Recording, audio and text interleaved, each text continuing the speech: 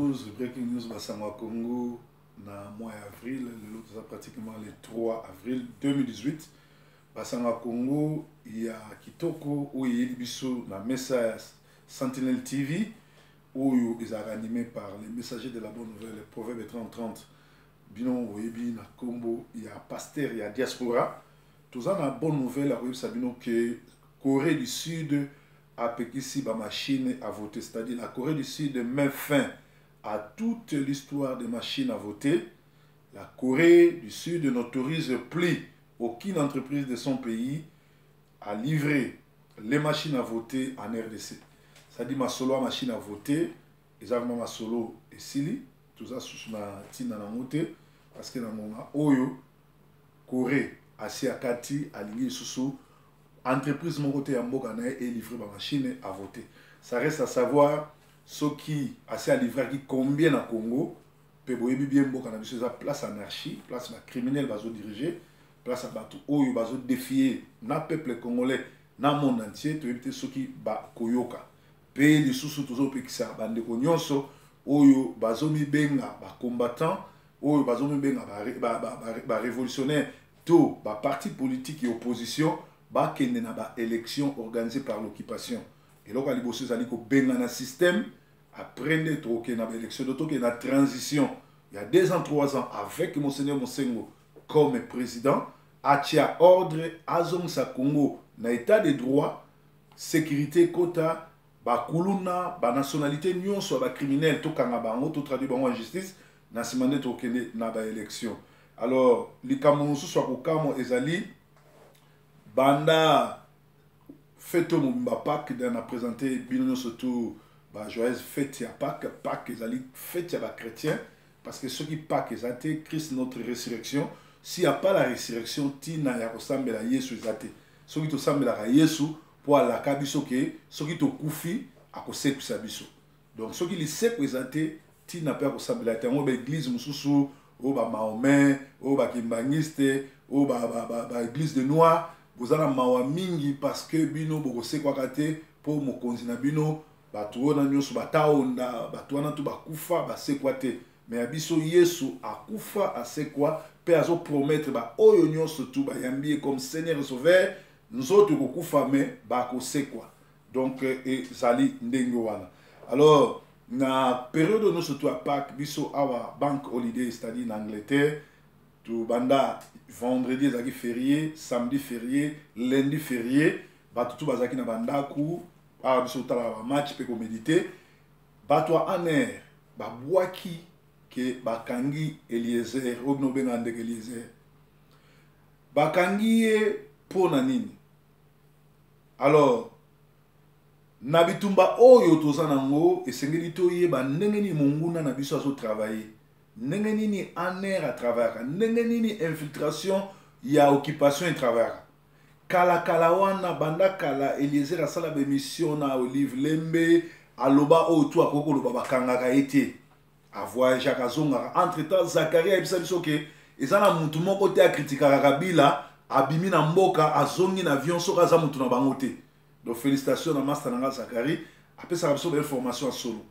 Alors Eliezer kaka l'air abimi parce que Eliezer aza mutu moko fabriqué par Pato Aner pe na Moïse Katumbi. Ba premier voyage à Genval, tout a été supporté, sponsorisé par l'occupation par Katumbi, c'est-à-dire Azali mutu agent Aner.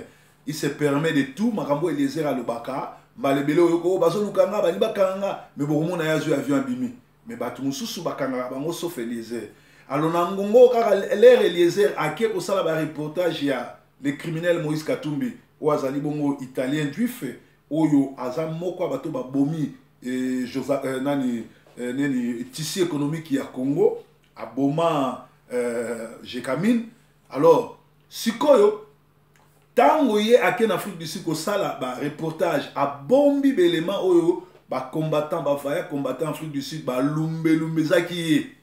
Tango diaspora bisoba oyo to beleli ke Eliezer azaka kolabo Eliezer azaka kolabo ndena ngongo yo ba préféré bakangaye poni bakangi eza ba jeune bango basalaka po ba moni azali sous na crédibilité te bana poto ba comprendre que c'est un collaborateur dans système alors il faut ba kangaye po batia doute na ba mbendre batia doute na ba fanatique batia doute na ba esprit faible balo ba mendere nini bakangiye so bakangiye c'est que azali combattant solo non ce monsieur n'a jamais été combattant azali mutu na bango bakangiye batie ka bongo bazana bien ezaka kapo ba meka ko boma ba trace pour crédibilité zonga parce que ceux qui crédibilité za sauté moyen batu ba yambeza tango na osenga na ba mbendre nyonso na batu bazanga esprit oyo boyambaka yo na Norvège on a Suède on a Belgique bozo yamba Eliezer aroyebisa bino nini eloko nini Eliezer aroyela bino o bino fo lengela ye alors na poto to na problème batu ba uta ba village ba ya na batu ba ya poto nzela makolo ba ya poto nzela ngola nzela ya Lagos ba koma awa bango nde ba compliquer masolo na ba villageois na ba soci bango nde ba lengela ka batu do banda bota makota concerté banda bota malata na noté soki kaka akomi poto ayoki mutu songola zoya oyo na mona te il faut que no yamba ye akanga photo na ye s'afficher na ye parce que c'est un boka mais na félicitaka ba kinois na ba citadin bato ba uta na ba Kikwit ba uta ba Matadi ba uta na Kisangani ba uta Lubumbashi na ba kinois ba mbujima ikana nga bazan esprit ya bana ville ba ya mara n'importe qui te donc félicitations donc bokeba bino ba faible na ba fanatique ba otia bino doute Eliezer azali kolabo bakanga te ezali événement te eza non événement ça ba gêne na bango bazoluka ko distraire bino lisusu mikolo tout ozaki choqué na komona mobundeli mboka monene pe mopanzi sango monene lokola Gino Will oyo azaka na États-Unis oyo na sepelaka na bravoure na ye na musala so salaka mendeko toyebaka te nzoka asalaka ba film ya porno peu importe ezala vie privée na ye ezala ni quand tu t'affiches en public tu n'as plus de vie privée ozala pasteur ozala combattant ozala nani tango ozoleka liboso ya bato il faut zala mutu moko ozala role model nde banglais balobaka il faut zala role model il faut zala na bato ba reprocher le côté vie na yo il faut zala polele il faut tambola bien tu ne peux pas éduquer les gens si toi-même tu n'es pas éduqué tu ne peux pas passer à la télévision ou sur internet pour parler du Congo si toi-même tu es incivique et toi-même tu n'es pas respectable, toi-même tu es immoraux, tu fais des films porno, tu balances des histoires comme ça avec des femmes et tu te permets yakoya koloba sur le combat. C'est-à-dire que ce que ça sérieux, azali mutu oyo akoki jamais lisusu koleka na ba télévision koloba. Il faut d'abord asenga pardon et à se taire et osala bien parce que abomi vie à moi na moi swana et abomi bato no swala ndaka donc ezali mawamini. La médiocrité continue toujours au lendemain. Opposant et accompagnement et occupation.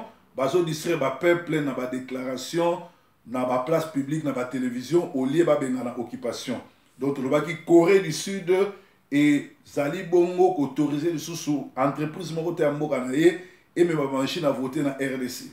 Les sous tokoyeb sabino que biso ba combattant to tika ba distraction to sangana pour nous bengana occupation donc makamyo sozo lekana mboka ezali makamoko ya soni ezali occupation bazo koboma ba congolais bazo sala biso mabe biso to koki ko accompagner ba moté do to keba na kozala fanakwiti na kozala fanatique na kozala tribal na kozala nyonso tout sikoyo boye bisanga Félix Tshisekedi ba nommé président IDPS et après asaini amemini changement ni amemi. Donc, toujours continuer toujours tourner au rond-point. Tous les bongo na spécial breaking news. Il y a pas que yesu a sekui et zali bien pour la biso. Ba o nyonso na ba yamba yesu te ngonga ko yamba yesu yango.